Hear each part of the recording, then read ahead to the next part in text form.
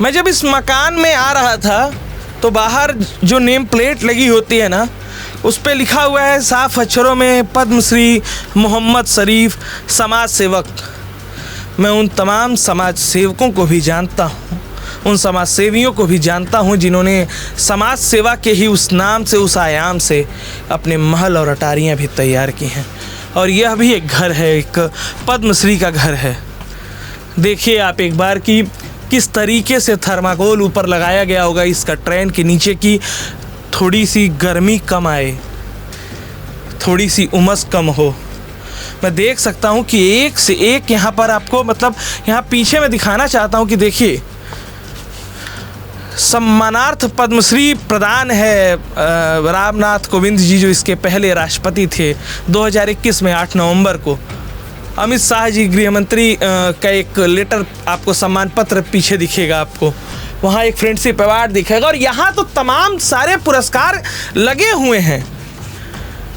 जिस दीवार पे उसकी ईंटों के भी बर्बाद होने का शक्ल दिख रही है, जो कभी भी गिर सकती हैं, यहाँ पर एक हीरो रहते हैं। ये उन लोगों के लिए हीरो हो सकते हैं ना, जो अपनी मुश्किलों की बात करते हैं। ये पूरा वाक़या आपको बता देते हैं कि कहानी कहाँ से शुरू हुई, कि लोगों को, लावारिस लाशों को अंतिम उनका सम्मान प्रदान करने की यह पूरी कहानी कैसे शुरू हुई।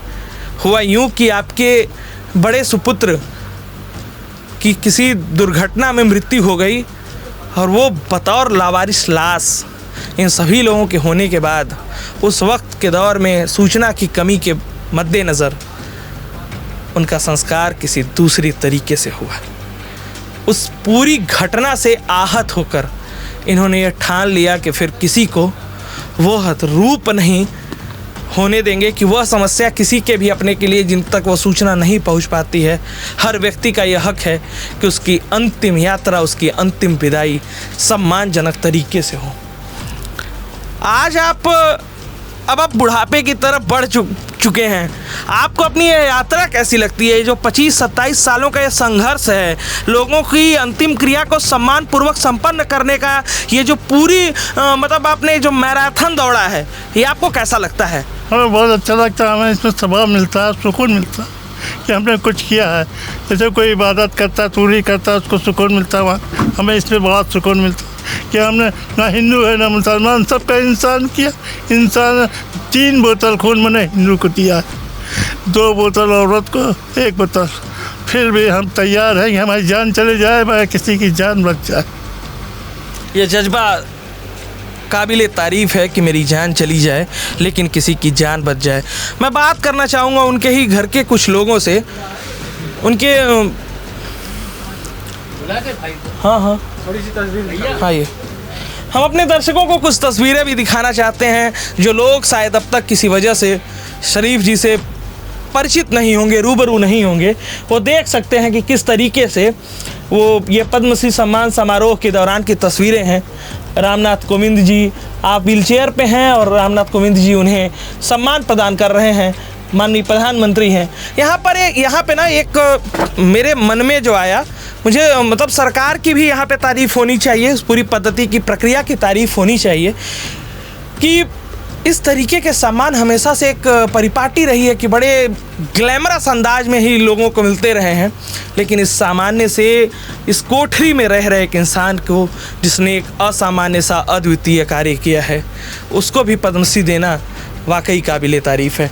तमाम ये अवार्ड्स, तमाम तस्वीरें, वाकई इस कमरे के पास अच्छी दीवार नहीं है, अच्छी छत नहीं है, कूलर एसी नहीं है, लेकिन इस कमरे के पास एक गौरव है, एक नज़ीर है, जो आने वाली पीढ़ियों के लिए हमेशा एक मार्गदर्शन का काम करेगी। हमारे साथ उनके बड़े बेटे हैं और पद्मश्री, और ये बस पीछे आपके ये यहाँ पे आपको पद्मश्री सीधे सीधे फ्रेम के अंदर दिख सकता है, और हमारे दर्शक भी एक बार देख सकते हैं और यहाँ से सीख सकते हैं कि आपके अंदर जज्बा होना चाहिए। आपकी पृष्ठभूमि कैसी भी हो, आप कुछ अपने जीवन में उम्दा कर सकते हैं।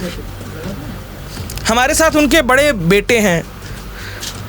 स्वागत है आपका जी। क्या शुभ नाम है आपका? मोहम्मद सगीर। मोहम्मद सगीर, अभी मेरी जब बात हो रही थी तो आप लोगों की, इधर आ जाइए थोड़ा सा, आप लोगों की जब बात हो रही थी ना, आ जाते हैं, आपको आराम करने देते हैं, हम लोग बाहर आ जाते हैं। अभी जब मैं बात कर रहा था शरीफ जी से, तो बात करते करते जब आप लोगों की बात आई तो बड़े भावुक से हो गए, लेकिन उनके शब्दों से ऐसा लगा कि वो अपनी परंपरा आप लोगों को सौंपना चाहते हैं, जो उन्होंने अनवरत 25 सालों से 27 सालों से तकरीबन 25-30 हज़ार जो शव होते हैं उनकी अंतिम यात्रा को संपन्न किया। तो उनकी इस मंशा को, उनकी इस ख्वाहिश को आप किस तरीके से देखते हैं?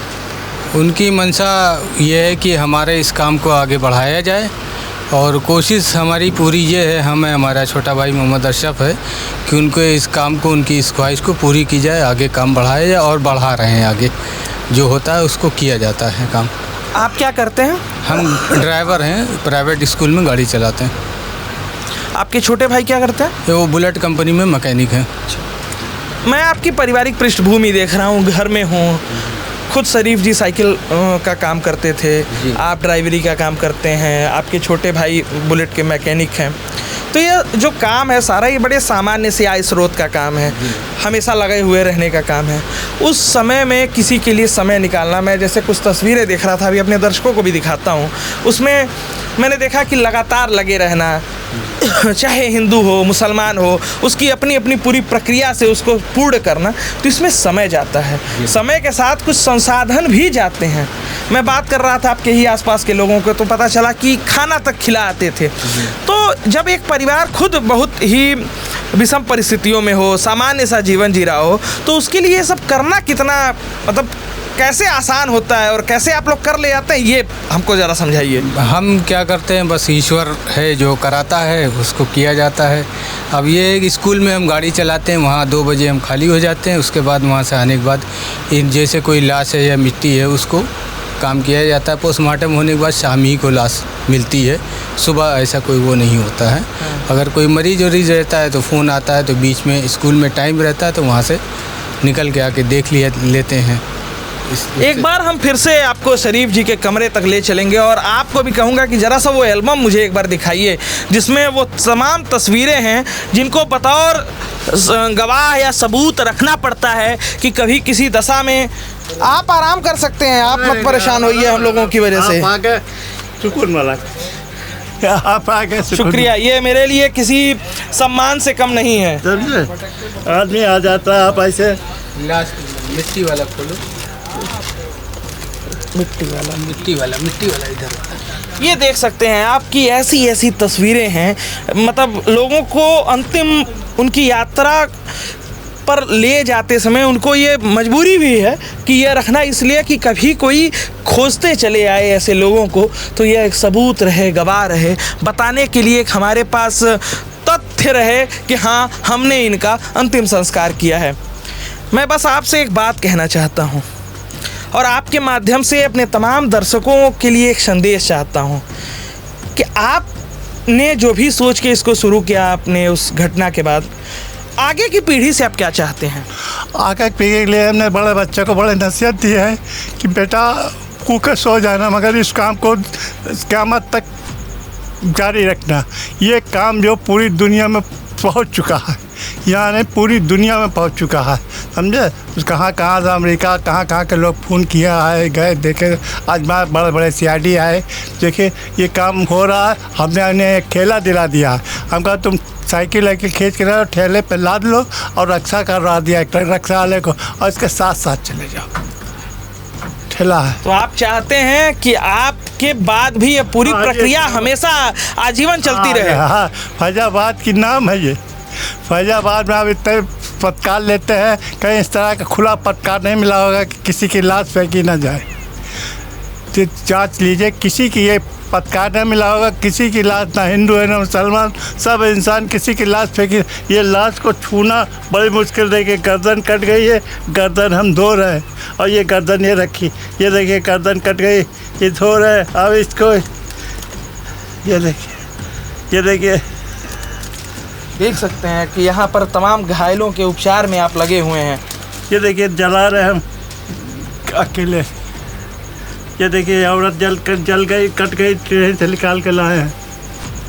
यह महज कोई दिखावा नहीं है, यह हकीकत है। आप कहीं भी अयोध्या फैजाबाद के क्षेत्र में किसी से पूछेंगे, वो आपको शरीफ जी की इस शराफत के बारे में आपको पूरी कहानी सुना देगा। और इनका यह संदेश कि आगे की पीढ़ी भी इसे बरकरार रखे, यह हम सब के लिए नज़ीर होगा। बताइएगा ज़रूर कि आपको यह स्टोरी कैसी लगी, आपको शरीफ जी की कहानी से कौन सी इंस्पिरेशन मिली, क्या सीख मिली, ये कमेंट सेक्शन में ज़रूर बताइएगा। बहुत